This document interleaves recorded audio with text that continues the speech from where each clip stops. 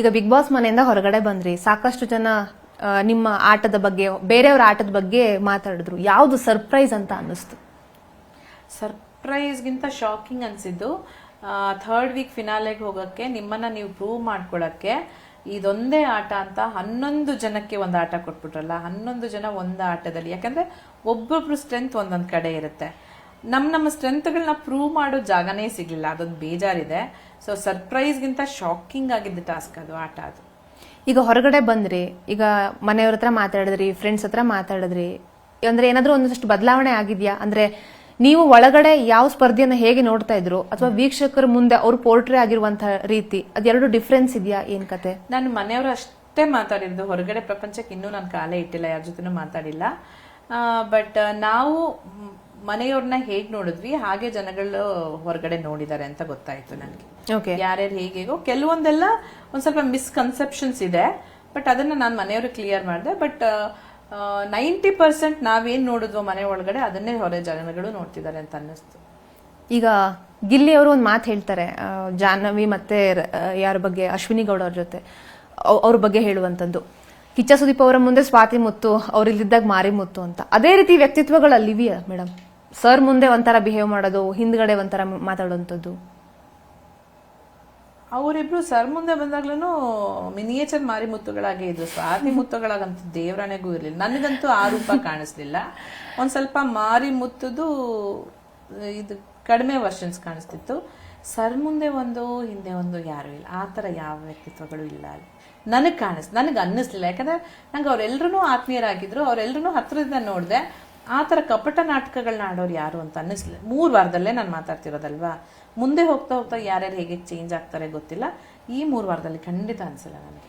Big boss ಮನೇಲಿ ಇದ್ದಾಗ ಒಂದಲ್ಲ ಒಂದು ಆರೋಪಗಳು ಒಬ್ಬರ ಮೇಲೆ ಒಬ್ರು ಮಾಡ್ಕೊಳ್ತಾನೆ ಇರ್ತಾರೆ, ಅದು ಸಹಜ ಕೂಡ. ಈಗ ನೀವು 3 ವಾರಕ್ಕೆ ಹೊರಗಡೆ ಬಂದಿದ್ದೀರಾ, ನಾನೇನೋ ಒಂದು ಹೇಳ್ಬೇಕಿತ್ತು, ಅದು ಹೇಳಿಲ್ಲ ಅನ್ನೋದು ಏನಾದ್ರು ಇದೆಯಾ ಮನ್ಸಲ್ಲಿ?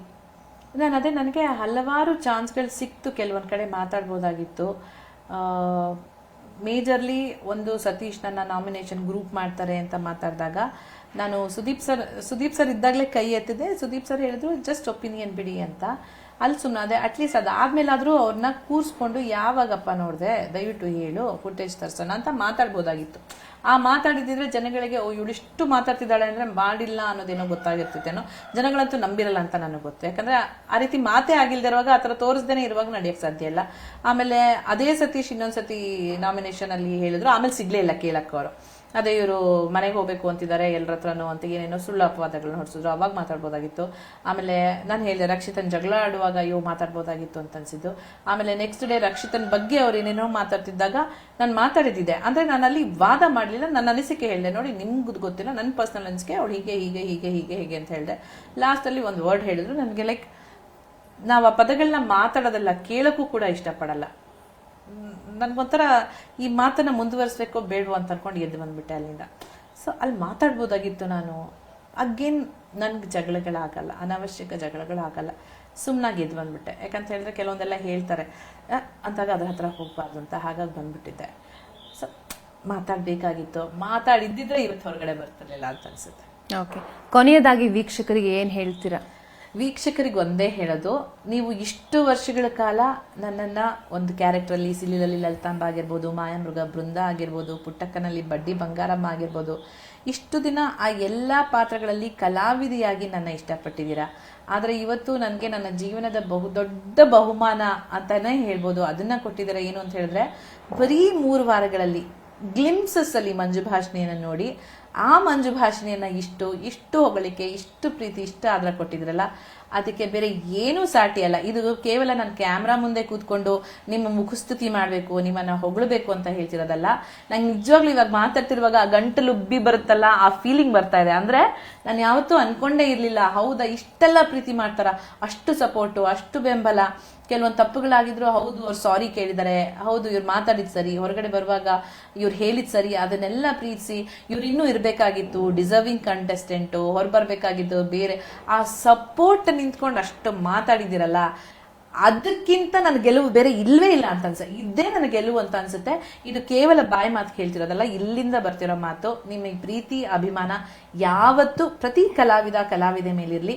ಎಸ್ಪೆಷಲಿ ನನ್ನ ಮೇಲೆ ಇಷ್ಟು ಪ್ರೀತಿ ತೋರಿಸ್ತಿರೋದಕ್ಕೆ ನಿಮ್ಗೆ ಯಾವಾಗಲೂ ಚಿರಋಣಿಯಾಗಿರ್ತೀನಿ. ನಾನು ಯಾವಾಗಲೂ ಹೇಳ್ತಿರ್ತೀನಿ, ನನ್ನ ಕನ್ನಡದ ಎಲ್ಲ ಪ್ರೀತಿಯ ಹೃದಯಗಳಿಗೆ ನನ್ನ ನಮಸ್ಕಾರ. ನಮ್ಮ ಈ ಪ್ರೀತಿ ವಿಶ್ವಾಸವೇ ನನ್ನ ಕೊರಳಿನ ಮುತ್ತಿನ ಹಾರ ಅಂತ. ಅದಂತೂ ಅಕ್ಷರಶಃ ಸತ್ಯ. Thank you so much. Thank you madam. ಇಷ್ಟೊತ್ತು ಏಷ್ಯಾನೆಟ್ ಸುವರ್ಣ ನ್ಯೂಸ್ ಜೊತೆಗೆ ಸಾಕಷ್ಟು ಅನುಭವವನ್ನು ಹಂಚ್ಕೊಂಡಿದ್ದೀರಾ ಬಿಗ್ ಬಾಸ್ ಮನೆಗೆ ಸಂಬಂಧಪಟ್ಟಂತೆ. ಆದಷ್ಟು ಬೇಗ ತೆರೆ ಮೇಲೆ ಕಾಣಿಸ್ಕೊಳ್ಳಿ ಅಂತ ನಾನು ಹಾರೈಸ್ತೀನಿ. Thank you Padma, thank you so much. Asianet Suvarna news ನಿಮಗೂ ಅಷ್ಟೇ ನನ್ನ ಒಂದು ಪರ್ಸ್ಪೆಕ್ಟಿವ್ನ, ನನ್ನ ಮಾತುಗಳನ್ನ ಹೇಳ್ಕೊಳ್ಳೋಕೆ ನೀವೊಂದು ಅವಕಾಶ ಮಾಡಿಕೊಟ್ಟಿದ್ದಕ್ಕೆ ನಿಮಗೂ ಅಷ್ಟೇ ತುಂಬು ಹೃದಯದ ಧನ್ಯವಾದಗಳು. ಎಸ್, ಇದಾಗಿತ್ತು ನಟಿ ಬಿಗ್ ಬಾಸ್ ಸ್ಪರ್ಧಿ ಮಂಜು ಭಾಷಿಣಿ ಅವರ ಮಾತುಗಳು. ನೇರ ದಿಟ್ಟ ನಿರಂತರ ಸುದ್ದಿಗಾಗಿ ನೋಡ್ತಾ ಇರಿ ಏಷ್ಯಾನೆಟ್ ಸುವರ್ಣ ನ್ಯೂಸ್.